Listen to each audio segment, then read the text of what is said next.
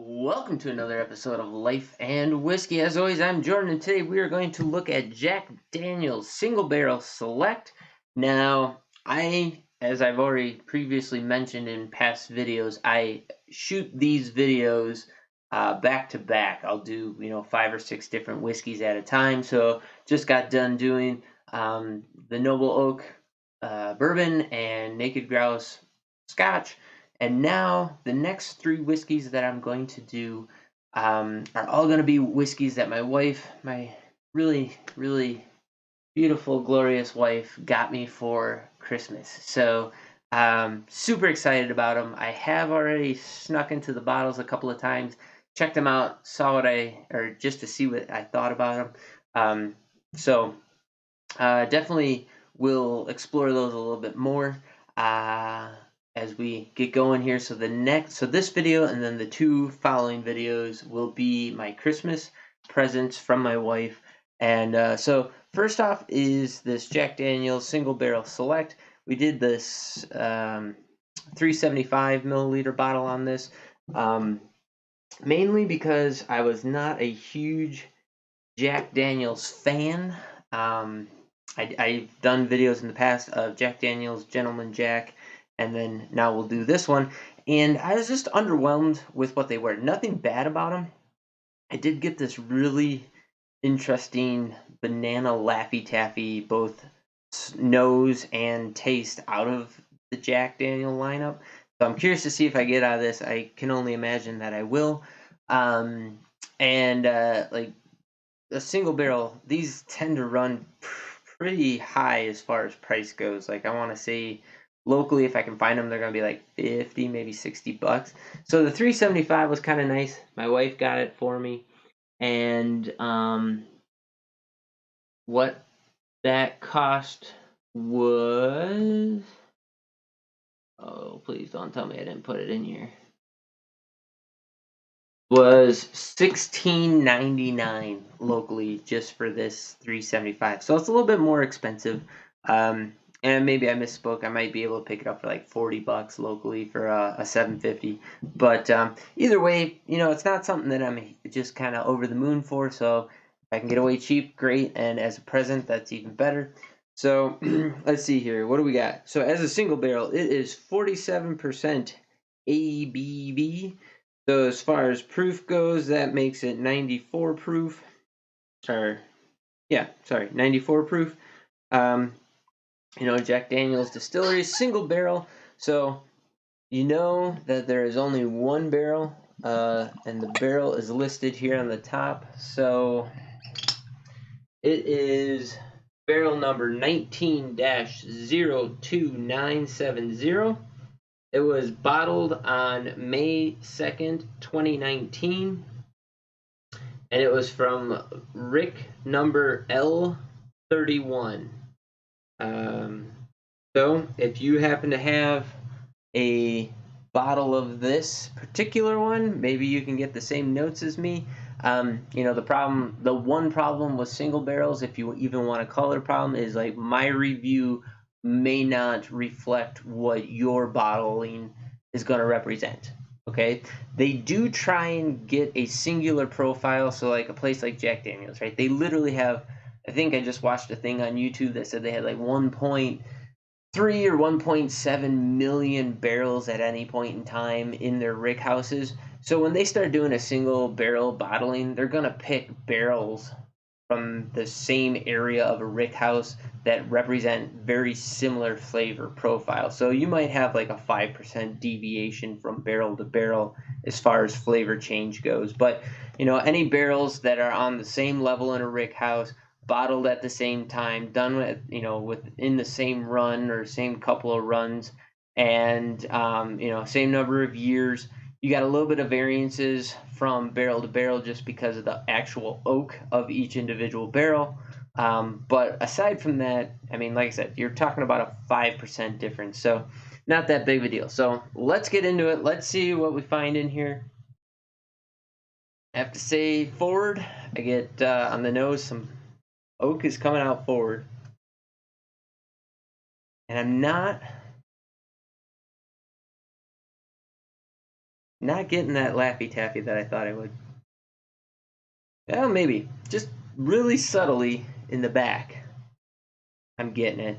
And only out of my right nostril.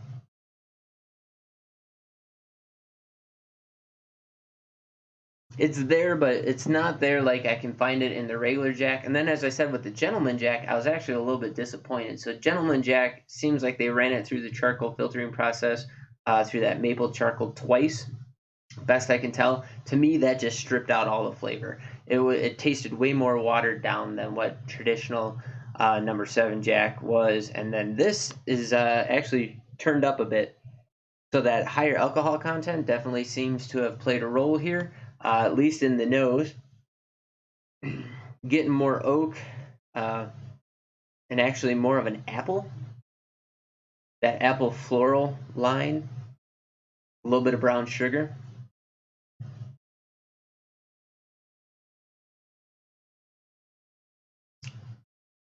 So in the flavor profile, it's kind of interesting. It tastes very down the middle bourbon flavors, right?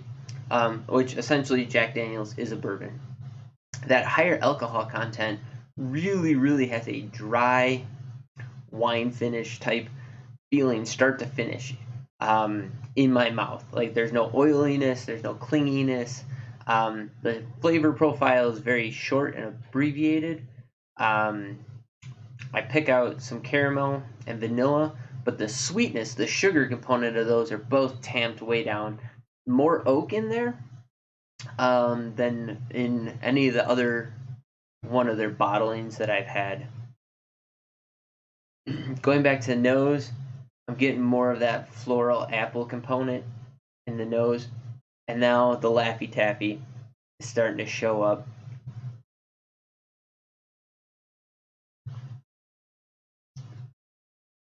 Yeah, just a very short flavor profile.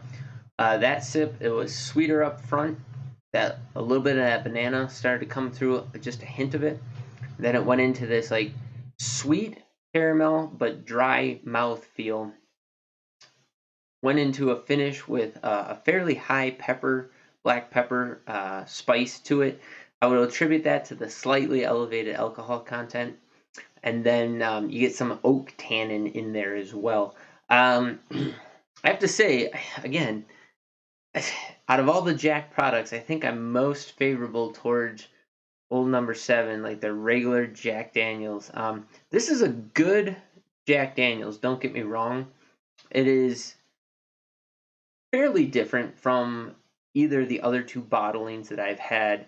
I would like to do a side by side comparison of all three. Um, I do like the higher alcohol content of this one. It's definitely allowing for more flavor to come forward, but it's just a truncated flavor profile. It's there and gone in 3 to 5 seconds. So just from that standpoint, I don't know. It's not a bad whiskey. There's no off-putting notes or flavors in there that I would steer away from. I just want more, right? So like out of a higher end bottling, so like this is kind of getting up to the higher level of like, hey, look at what we can do with our distillery.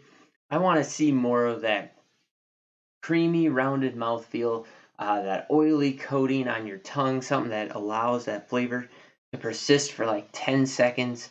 Um, Something that really allows you to just pick apart the flavor profile. This one is so fast that the few notes that I've pulled out of it are just kind of there and gone so quick that there's no exploring it.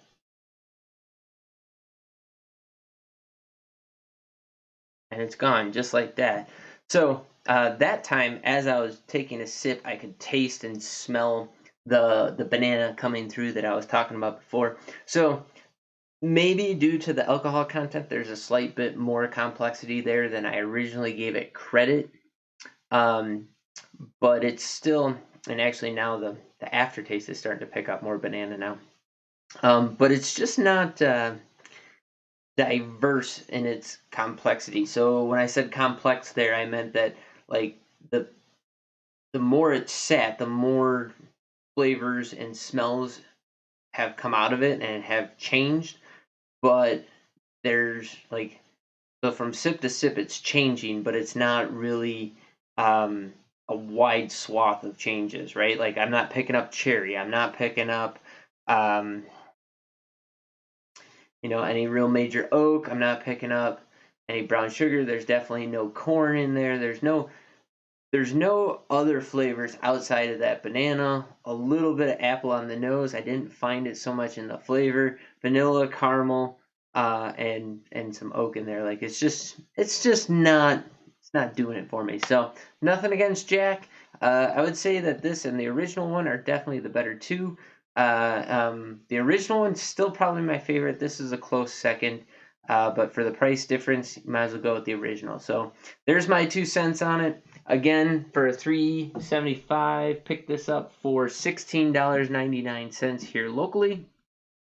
Please drop in the comments down below what you can find it for in your area. And if I'm wrong or if this is your favorite, drop that down in the comments down below as well, because I would really like to hear what you have to say about it. But you know what? This was a gift from my wife, so I'm definitely not going to complain about it too much. And if this is what I got to drink, I'm not going to complain about it either, because it drinks very nicely. It's just not what I'm reaching for. So, as always, thanks for sticking through all that rambling. I greatly appreciate your support. Thanks for watching. Check me out on bitchute and minds.com. And as always, we'll catch you in the next video. Have yourselves a great day.